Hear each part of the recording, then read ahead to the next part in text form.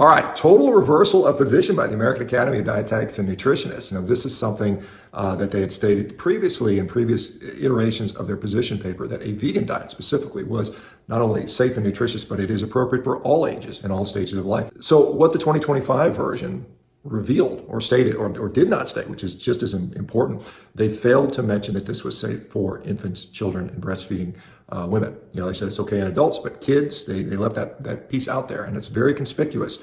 So interesting that they've been forced to retract or no longer state that a vegan diet is safe for all stages of life. So a bunch of anti-vegans are running with this and claiming that because the latest position paper from the Academy of Nutrition and Dietetics focused solely on adults, that vegan and vegetarian diets are no longer considered safe for children in pregnancy and so on. Well, unlike them, I actually did my due diligence and reached out to multiple authors of the paper to inquire. And it really just came down to bandwidth. The methodology behind this paper was much more rigorous than the 2016 paper, with the researchers actually conducting an umbrella review and a meta-analysis rather than just relying on pre-existing data. And children and pregnant populations would require their own analysis because they're unique. And they didn't necessarily have the manpower to do all of that at once. But that doesn't mean that they can't do similar analyses in the future. And for those who are interested, we do have research on children and in pregnancy suggesting that plant-based diets can be done healthfully and just require a bit of focus on certain nutrients like any other diet. So the absence of these special populations in the new paper does not mean that vegan diets are unsafe for those populations,